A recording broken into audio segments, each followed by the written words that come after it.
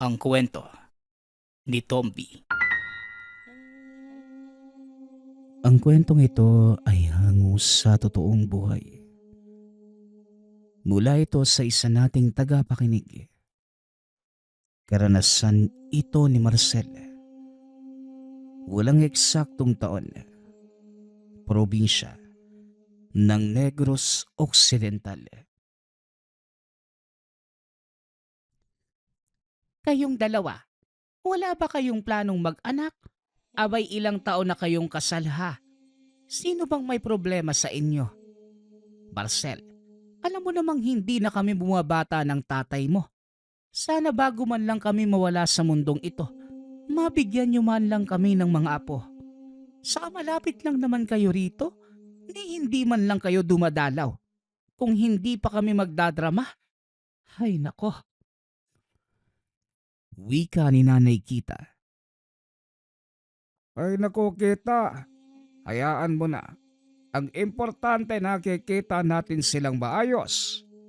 Siya nga pala, baka kailangan mong magpahilot kay Isabel anak. Alam mo dati si nanay kita mo, medyo may problema din yan sa matres. Hindi din naman kami kagad nagkaroon ng anak. Pero hindi naman ganyang katagal kagaya sa inyo. May mga kakilala kaming manghihilot. Sabihin nyo lang para masamahan kayo ng nanay nyo. Atay, naisipan na din naming magpatingin. Kaso nag-aalangan po kami. Tsaka palagi po kasing abala sa trabaho si Marcel. Araw-araw po siyang nasa bukid. Minsan gabi na umuwi. Alam niyo naman po, kailangan niyang magdoble kayod ngayon dahil ilang buwan nang hindi naulan. Araw-araw siya naghahanap ng mapagkukunan ng tubig. Hindi po kagaya niyo dito. Malapit lang sa bukana ang balon. Umaabot naman po sa amin yung irigasyon pero hindi po sapat. Nay, Tay, dadating din po kami dyan. Tsaka maaga pa naman po para magbuntis si Isabel. Baka hindi pa kami binibigyan ng itaas dahil marami pa kaming kailangang unahin. Ayaw ko lang po magaya Sa mga kapatid mo, anak, iba ang may mga supling. Tandaan mo, hindi bumabata ang katawan ng tao. Habang tumatanda ang tao at lumiliit ang tsansa na magkaanak, lalo pa sa babae. Abay 30 anyos na itong asawa mo. Ay nako, sige na kumain na lang tayo. Ayaw namin kayong madaliin. Pero sana lang, maisip nyo na masaya ang may anak. Sila ang bubuo ng pamilya na iniingatan nyo sa huli. Hindi mahirap ang tubig sa lugar natin. Ang problema, ang mismong lupa na pinagtataniman. Sa palagay ko, hindi angkop ang mais. Ilang taong ko nang sinasabi sa iyo na gayahin mo yung Kuya Mario mo. Tubo ang tanim anak. Saka sabi ko sa iyo pag-aralan mo yung lupa. Hindi bali na. Kakausapin ko yung kuya mo na tulungan ka ng sa gayon. Maayos mo ang taniman mo. Napatango na lamang si Marcel sa sinabi ng ama. Naaasar ito sa tuwing kinukumpara siya kay Kuya Mario. Mula pagkabata, wala nang ibang mas magaling kundi ang nakakatandang kapatid. Iniisip ni Marcel na paborito ito ng ama.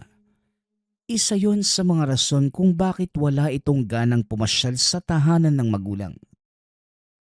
Gusto din naman ng dalawa na magkaanak. Ang problema, sa loob ng 5 taon, hindi naman sila nakakabuo. Parehas silang nag-aalala. Ngunit ayon kay Marcel, naniniwala ito na ang pagbubuntis ay biyaya ng Diyos. Ngunit ang hindi alam ni Marcel, marami nang iniinom na mga gamot si Isabel. Ngunit hindi pa rin nagtatagumpay dala ng walang oras ang asawa at palaging pagod sa paghahanap buhay. Niwala itong oras sa kanya. Matapos ang pag-uusap, napagpasyahan ng dalawa na manatili na muna sa tahanan ng mga magulang. Nang sandaling yon, nais man lamang niya na masulit ang oras kasama ang mga ito. Halos maghahating gabi na mapagpasyahan ng dalawa na umuwi. Nagpaalam ang mga ito at nangakong dadalaw muli kapag may oras. Wala pa masyadong ilaw sa daanan ng mga panahong yun. Habang binabagtas ang daan pauwi, malawak na palayan at maisan ang daanan nilang dalawa at wala pang masyadong kabahayan. Sa kanilang paglalakad, bigla na lamang may naaninag si Marcel na naglalakad na liwanag hindi kalayuan sa kanila. Sa paglalarawan niya, para itong pormang bilog na mabilis na sumuot sa maisan. Sandali lang, nakikita mo ba yung nakikita ko? Parang may liwanag? Baka naman alitap-tap lang. Napansin ko nga. Teka nga, parang natatakot ka yata, Marcel. Tara na malapit na tayo sa bahay. Hindi simpleng alitap-tap yun. Malaki, tsaka pormang tao.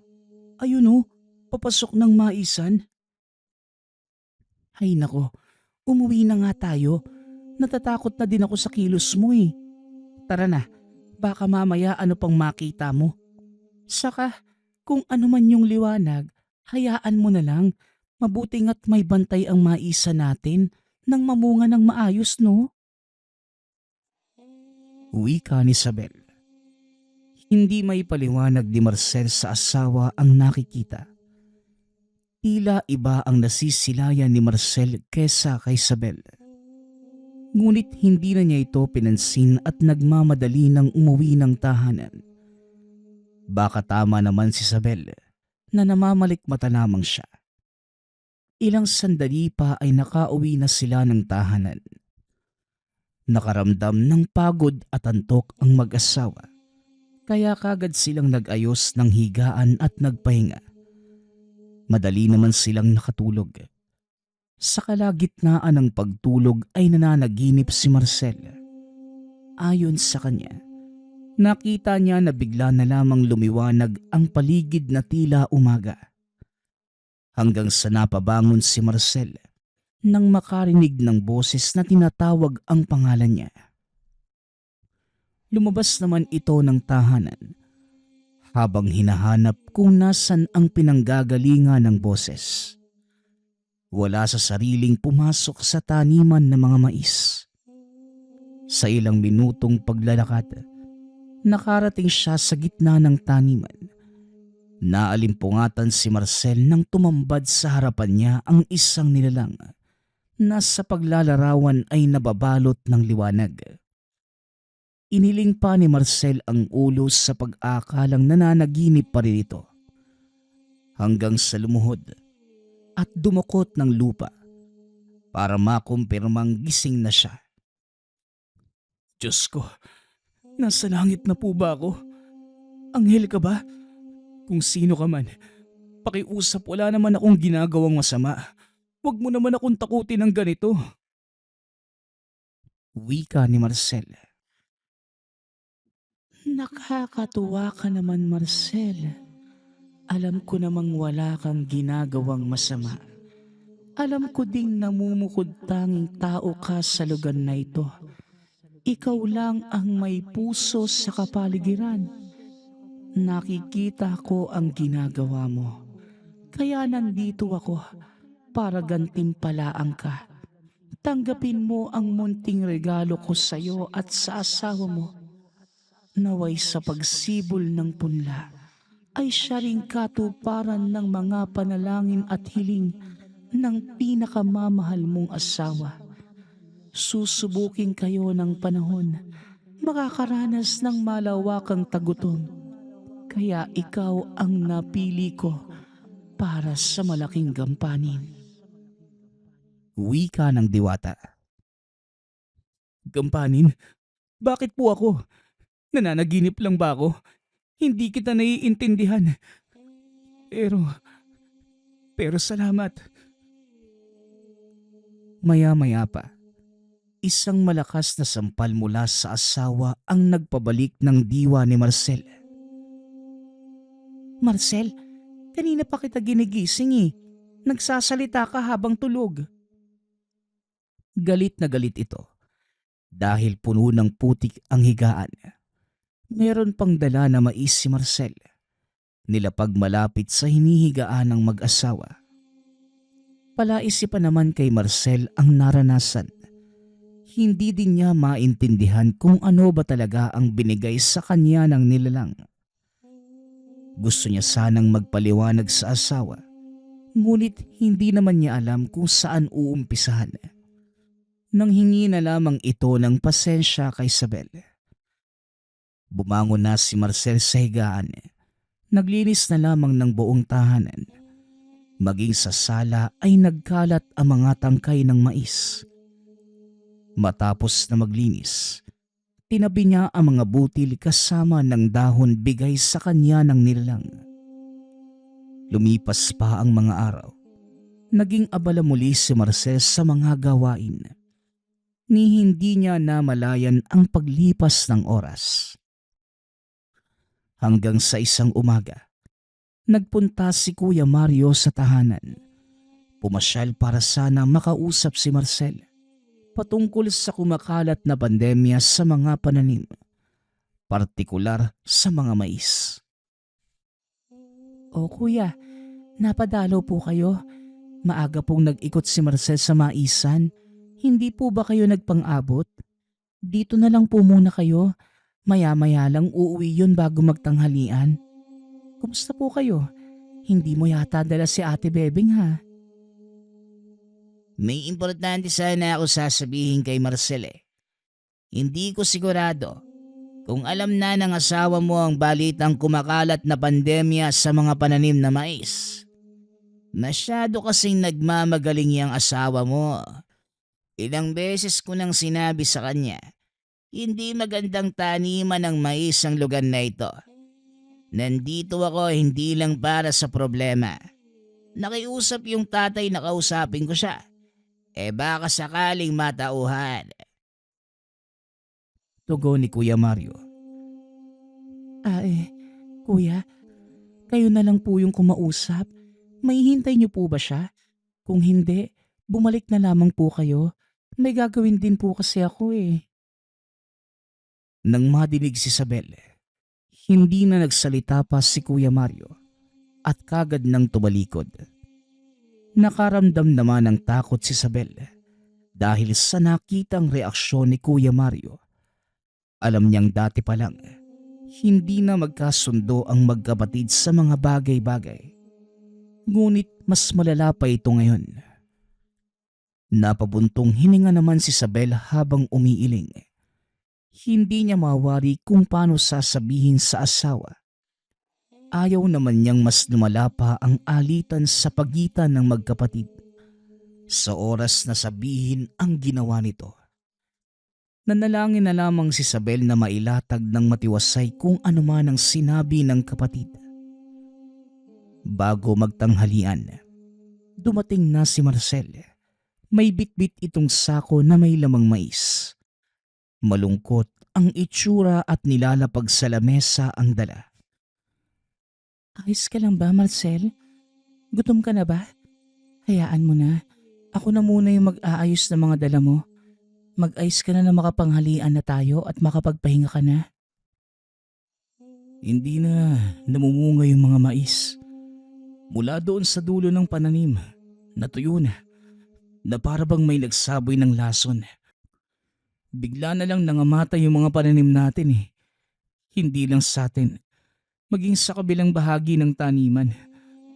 Isabel, nalulungkot ako at baka hindi tayo makaani ng maganda ngayong taon. Kinakabahan na ako sa susunod na anihan. Pero huwag kang mag-alala, hahanap ako ng solusyon para dito. Ganun ba? Hindi bale, may awa ang Diyos. Pagsubok lang sa atin yan. Ay siya nga pala, dumaan dito kanina si Kuya Mario mo. Wika ni Isabel. Ikwinento ang lahat ng nangyari kanina. Pagkatapos, inayos na ni Isabel ang mga dalang mais na nasa sako ng asawa. Ilang saglit pa ang lumipas Habang abala si Isabel sa pag-aayos ng lamesang paglalataga ng tanghalian, nag-aayos naman si Marcel ng mga gamit. Hanggang sa nakita ang mga butil na naitabi kanina, nagkaroon na ito ng maliliit na ugat, indikasyon na pwedeng ipunla ang buto. Natuwa naman ang loob ni Marcel nang maalala ang panaginip. Sumagi sa isipan ang mga bilin ng diwatang nagbigay sa kanya ng buto. Inisip niya ng maigi kung saan ito pwedeng itanim. Nag-aalala man na baka hindi sumibol. Ngunit tila may bumubulong sa kanya na ituloy ang gagawin.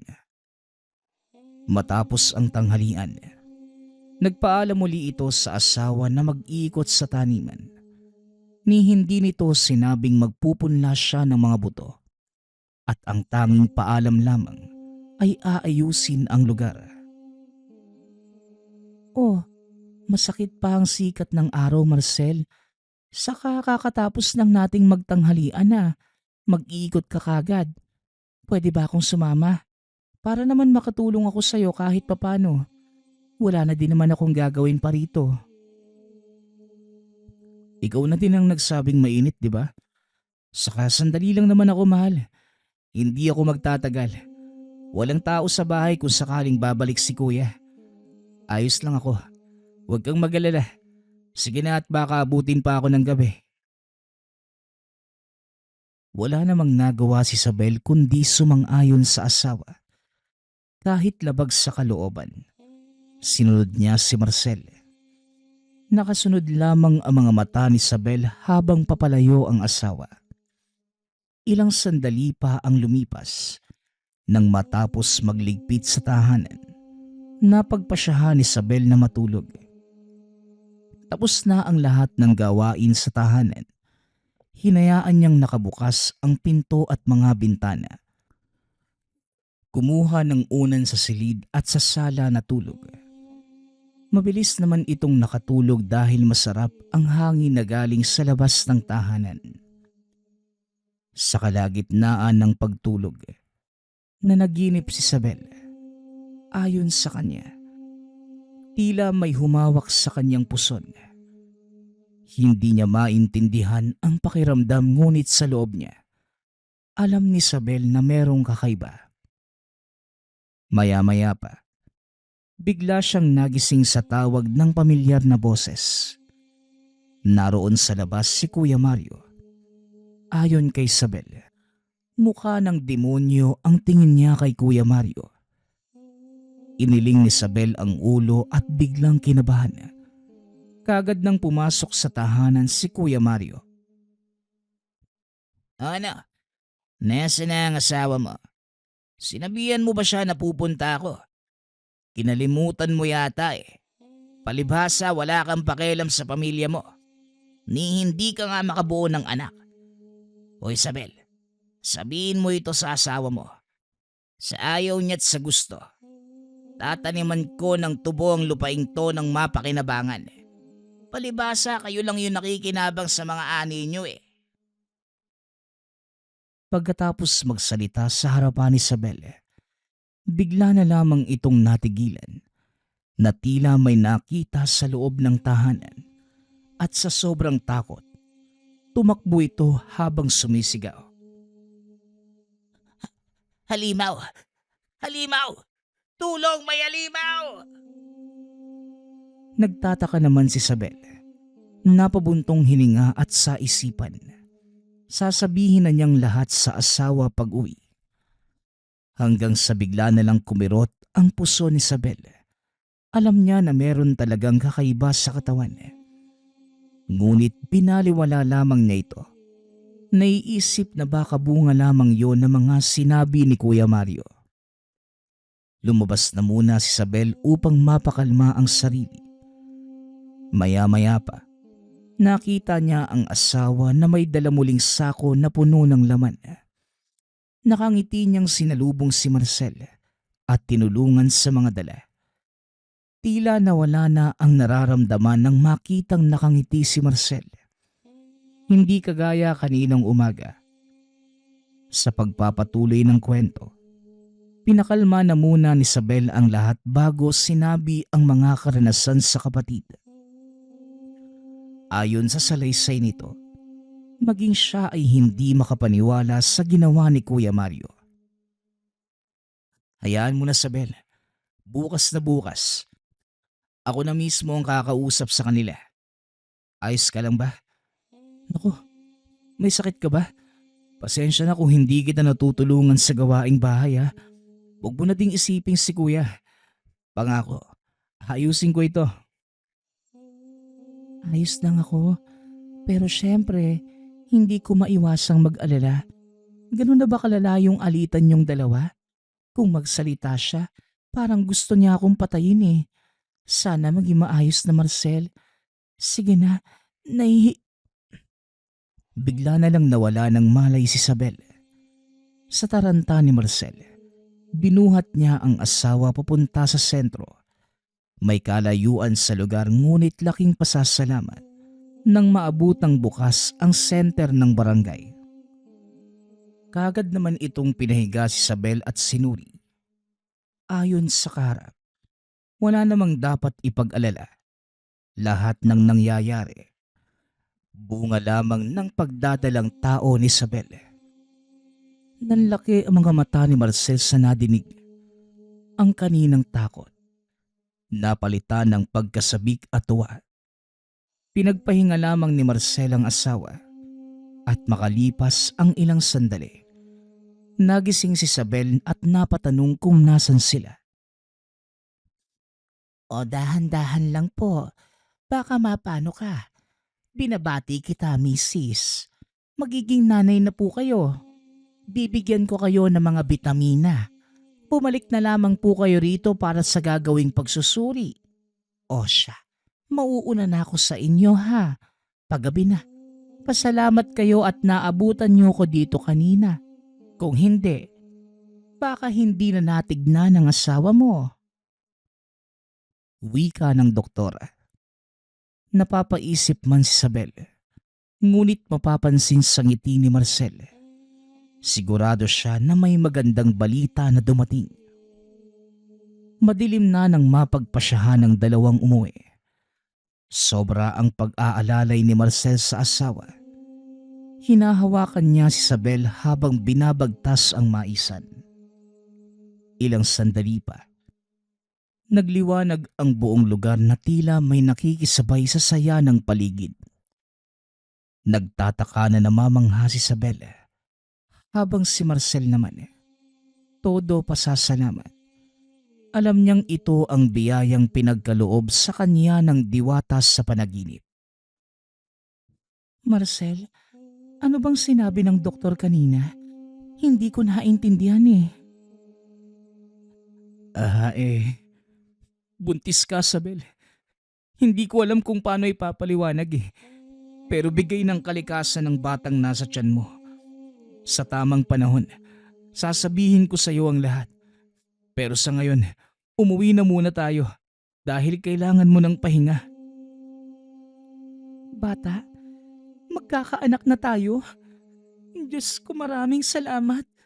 Tininig mo yung mga panalangin ko. Pero biro, naku Marcel, huwag mo kong bibiruin ng ganyan. Buntis? Paano ko mabubuntis?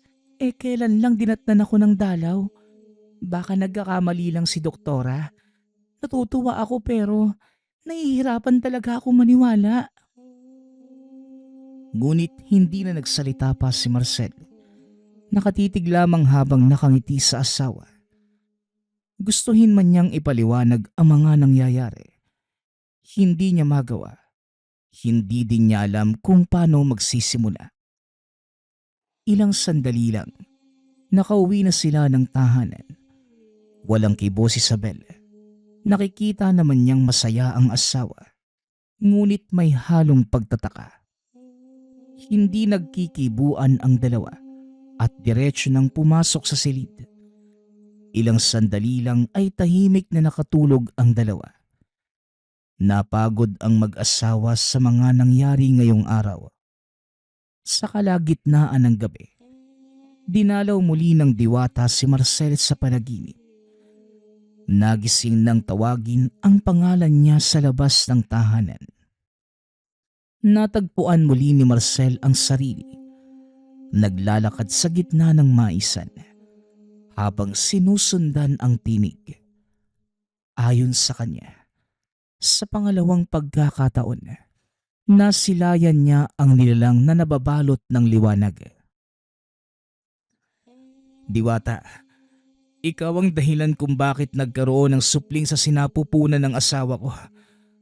Pero natatakot po ako. Pakiusap, tulungan mo kung may paliwanag sa kanya ang totoo. Mangyayari ang mangyayari. Huwag kang masyadong mag-alala. Galing pa rin sa dugo ninyo ni Isabel ang sanggol. Marcel, kasabay ng lahat ng ito, ang mga mabibigat na gampanin na malapit nang dumating. Kaya hinihiling ko, imbis na isipin ang pagpapaliwanag sa asawa mo, isipin mo muna kung paano mapapatibay ang pasya mo sa hinaharap. Hayaan mong gampanan ni Isabela ang obligasyon niya para sa anak niyo. Balang araw, maiintindihan at mauunawaan niya ang lahat. Maniwala ka sa kalooban ng may likha.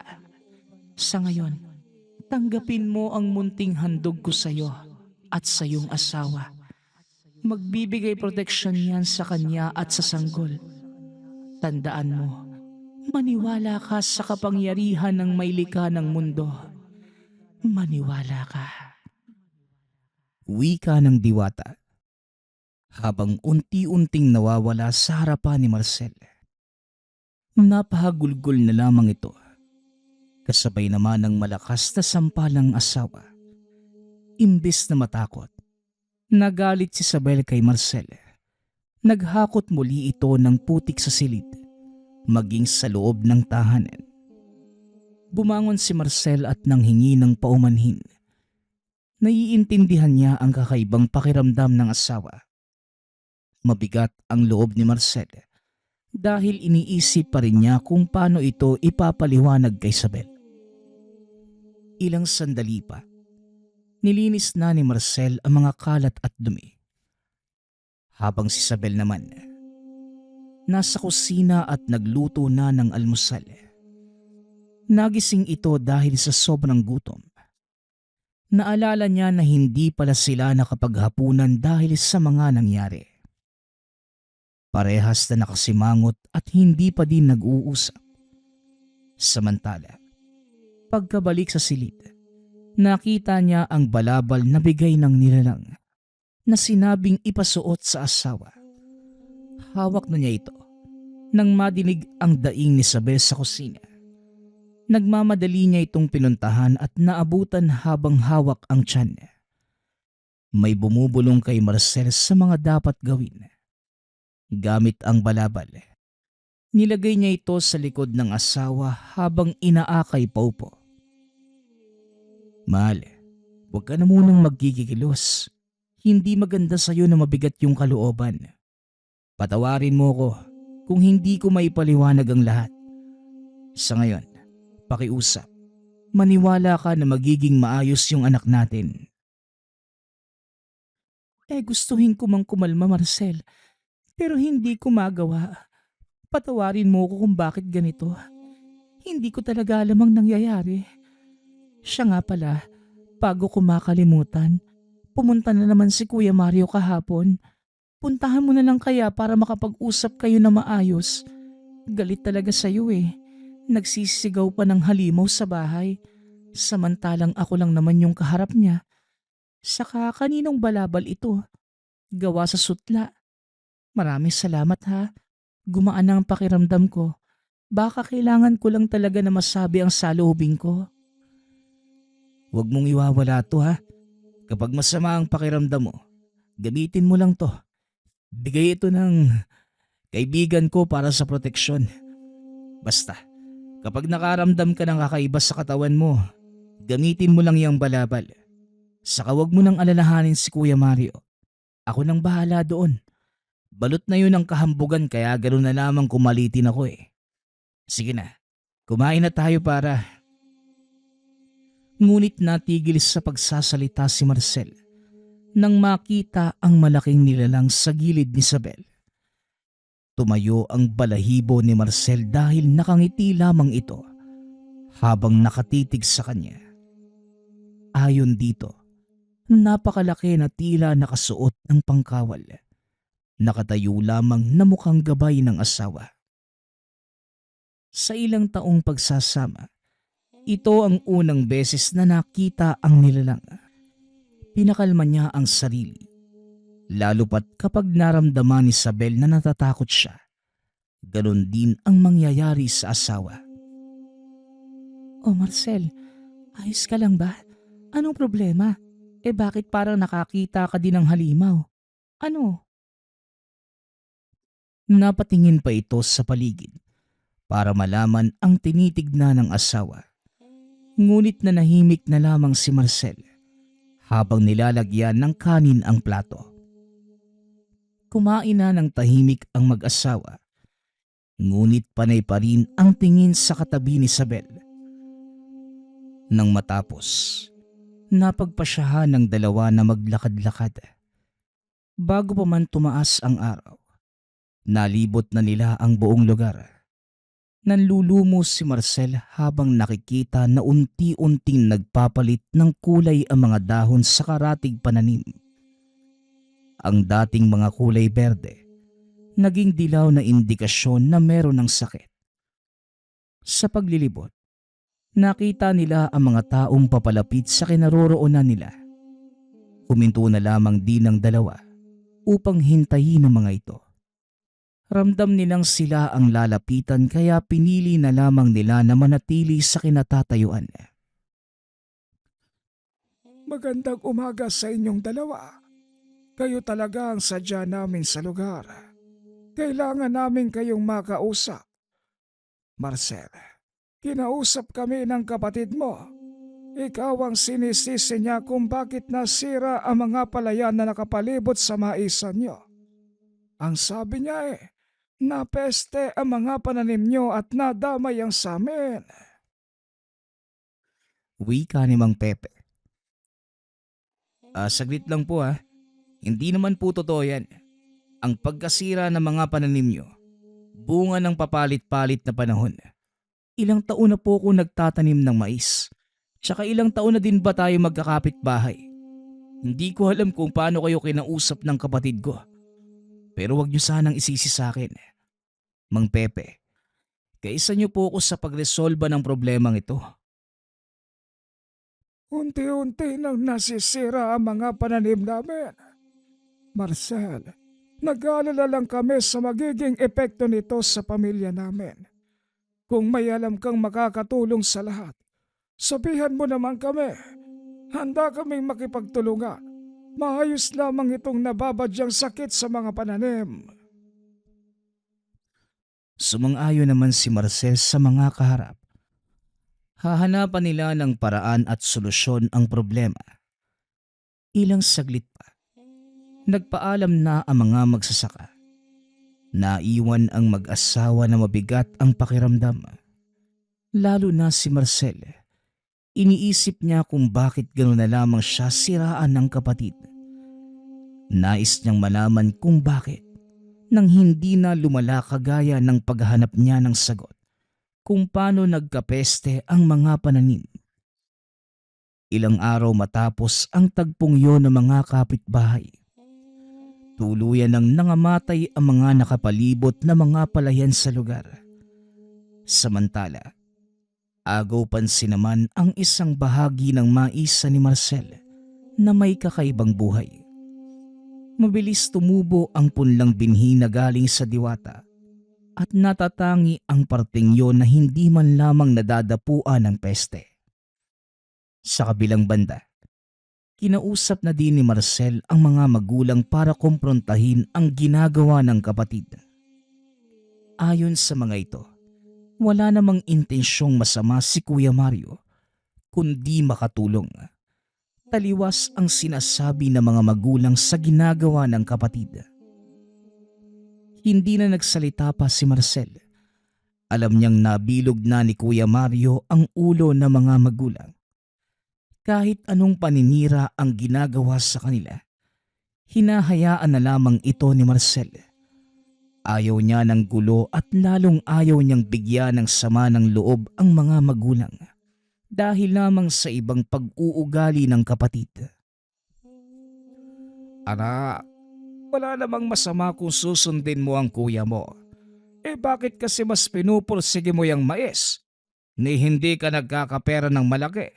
Hindi din naman maayos yung pagtubo ng pananim mo.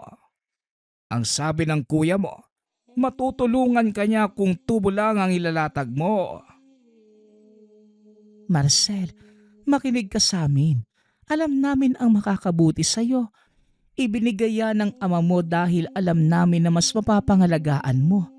Para hindi na mag-alala ang kuya mo, sundin mo na lang ang kagustuhan niya.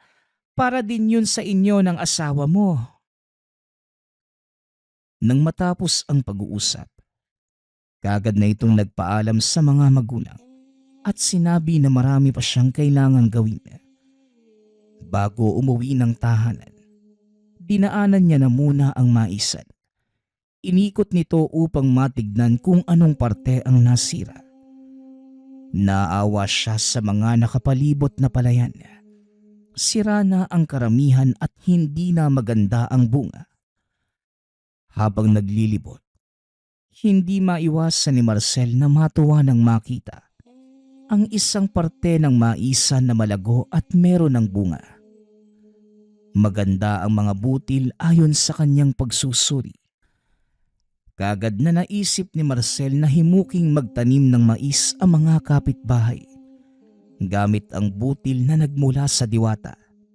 Ibabahagi niya ito sa mga taong kagaya niyang nagsusumikap din.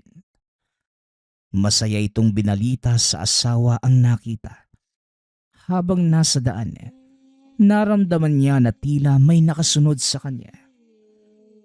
Akmang lilingon pa sana, ngunit biglang may pumukpok sa ulo at kagad na nawala ng malay si Marcel. Nagising na lamang siya na nasa harapan niya ang asawa.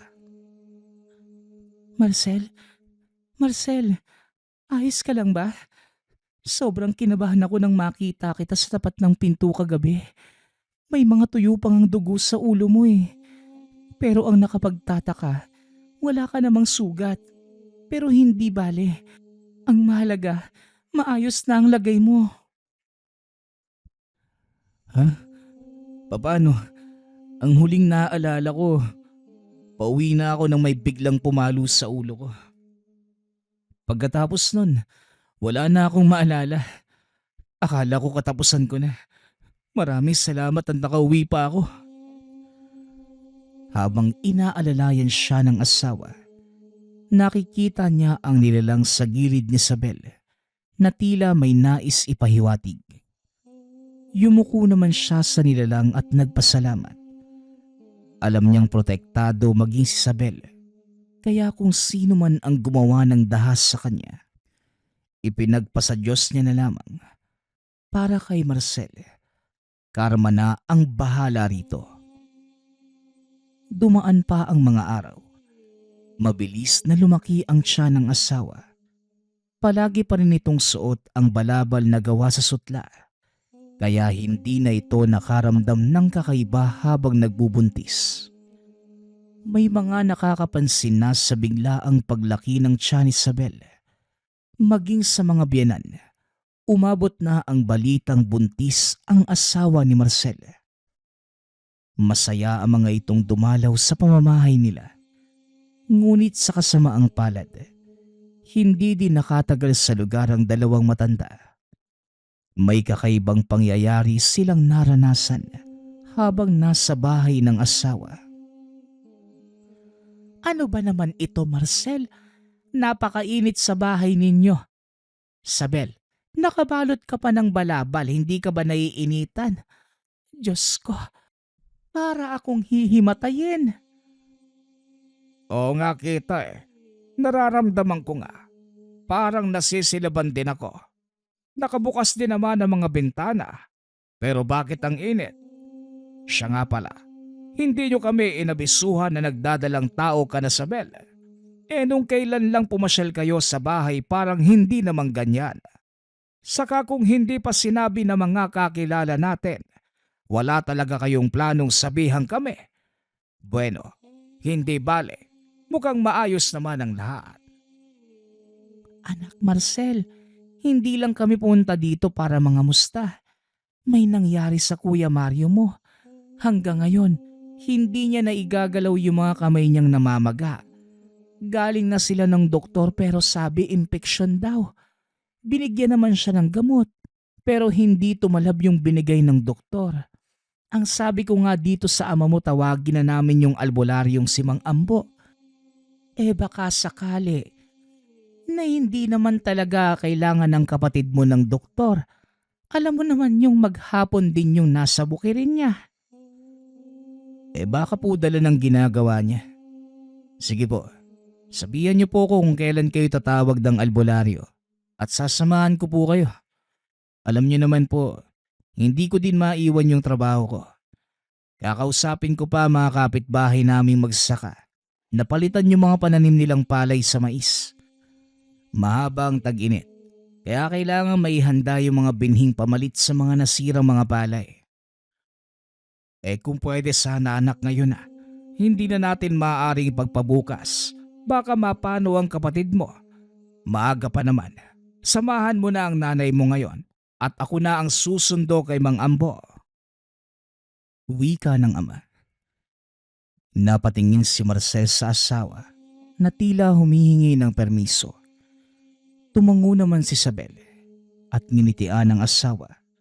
Indikasyon ng pagsang-ayon. Ilang sandali pa kasama ng ina. Pinuntahan nila sa kabilang sityo ang tahanan ng kapatid.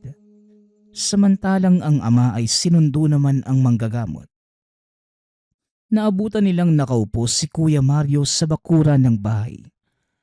Mapapansin ang nagsisilakihan itong mga kamay kahit sa malayuan. Sinalubong naman ng asawa ni Kuya Mario ang mga panauhin. Nanlaki ang mga mata ng kapatid nang makitang kasama ng ina si Marcel. Halos hindi ito makapagsalita nang nasa harapan niya ang kapatid na inakalang namatay dahil sa ginawa niyang pagpalo sa ulo. Nangilabot sa kinauupuan si Kuya Mario nang hinawakan siya ni Marcel upang kumustahin. Naiiyak ito habang tila nanghihingi ng patawad. Ngunit walang boses na lumalabas sa bibig. Maya-maya pa, dumating na din ang ama nilang kasama ang albularyo na si Mang Ambo. Iniayos nila ang kinauupuan ni Kuya Mario. Habang si Marcel naman nasa gilid kasama ang ina. Si Tatay Nitoy at asawa ng kuya ang umaalalay sa albularyo. Napatigil bigla ang albularyo nang may naaaninag na figura katabi ni Marcel. Napadasal ito nang wala sa oras nang masigurado kung ano ang nakita. Batid ko na hindi ako ang kailangan ng anak nyo para tuluyan siyang gumaling. Kasama ni Marcel ang kasagutan sa lahat ng ito. Nandito sila at kasama ni Marcel. Nakasentro lamang ang tingin ng albularyo sa kinatatayuan ni Marcel. Kaya nabaling ang atensyon ng lahat sa kanya.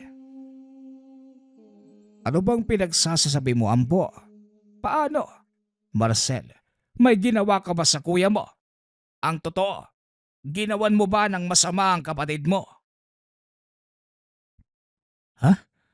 Ako? Ano naman po yung gagawin ko sa kanya, tay? Kung makapagsasalita lang yan si kuya, siya na mismo ang magsasabi kung anong haba yung ginawa niya. Hindi ko mailalahad-lahat dahil ayaw kong mabago yung tingin niyo sa kanya. Ang Diyos na po mismo ang humatol sa mga ginawa niya. Marcel, sasabihin ko na ng diretso ang lahat. Hindi ako ang makakagamot sa kapatid mo, kundi ang mga kasama mo. Sila ang may kagagawa ng lahat ng ito. Mapalad ang kagaya mo, Marcel, Isang taong pinagkalooban ng kakaibang regalo galing sa kalikasan. Diyos ko! Napaluhod naman sa harapan ni Marcel ang albularyo habang nakayuko ang ulo. Humihingi ito ng tawad at pagrespeto. Nagtataka naman ang mga kasama nila sa silid kung ano ang nangyayari. Ipagpaumanhin mong hindi ko kagad nakita. Naway kung ano man ang pagkakasala na ginawa ng kapatid mo, ay mapatawad mo ito. Pinatayo niya ang albularyo hanggang sa may nagbulong muli sa kanya ng gagawin. Sinasabing hawakan niya muli ang kapatid. Nilapitan niya ito at hinipo ang mga kamay. Nanlalaki naman ang mga mata ni Kuya Mario habang nakatitig sa kapatid na tila nasa ibang katauhan. Nagsalita din ito sa kakaibang boses. Sana'y nakuha mo ang leksyon sa mga ginawa mo. Walang magandang maidudulot ang galit na kinikimkim mo sa kapatid mo. Kamuntikan mo na siyang mapatay dahil sa inggit sa iyong buong pagkatao. Maaaring hindi mo na magamit pang muli ang iyong mga kamay. Permanente na itong baldado para ipaalala at matuto kang rumespeto. Wika ni Marcel. Umagulgol ng todo si Kuya Mario. Habang si Marcel naman, niyakap na lamang ang kapatid. Humingi ito ng tawad at sinabing nagsisisi na sa mga nagawa. Nagtataka man ang lahat. Ninais na lamang ni Marcel na wag nang ikwento sa mga magulang ang nangyari. Ayaw niya din naman itong mawala ng respeto kay Kuya Mario. Bago magdilim, inayos niya ang lahat.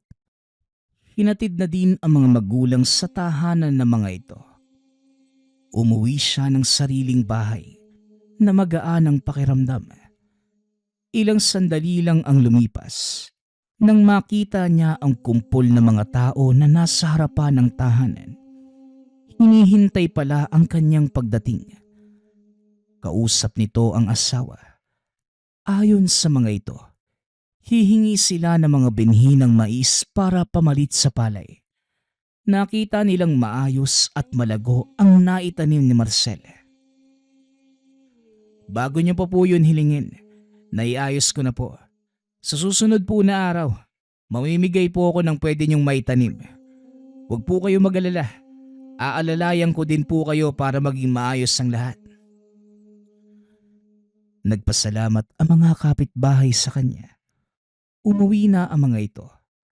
Ilang araw ang lumipas at tinupad ni Marcel ang naipangako. Buong lugar ay naging maisan. Ilang buwan ang lumipas nang naipanganak ang unang anak ni Marcel at Sabel. Kakaiba ang bata. Maputi ang kulay ng balat. Asul ang mga mata. At may buhok na kawangis ng kulay hibla na nakabalot sa mais. Dumaan pa ang panahon. Naging maayos ang pamumuhay ng baryo. Pinaniniwalaan nila dahil ito sa batang binansagan nilang sinag na anak araw.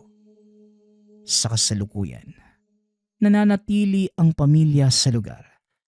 Subalit si Sinag, madalang nang pinapalabas, lalo na sa araw. Meron itong kakaibang kondisyon kaya palagi nitong suot ang balabal na sutla. Napag-alaman ding hindi lang swerte ang dala ng bata sa lugar. Nakakapagpagaling din ito ng mga karamdaman sa pamamagitan lamang ng bulong. Para sa mga tao sa lugar, naging sugo ang pamilya ni Marcel para maging maayos ang buhay nila. Bukod sa naging maayos ang mga pananim sa lugar, naging maganda din ang buhay ng mga mamamayang naninirahan doon at ang panggagamot ng batang si Sinag sa sakit ng tao sa lugar. Naging aral din ito sa mga kapitbahay na huwag manghusga o makinig sa mga paninirang puri. Dahil sa huli, ito din ang tutulong sa kanila. Lahat ng ito ay dahil kay Marcel at sa sanggol na biyaya ng diwata. Nagpapasalamat nga pala ako sa lahat ng sumusuporta sa ating channel. Nawa ay patuloy niyong suportahan at pakinggan ang ating mga kwento. Hanggang sa muling pakikinig. Paalam.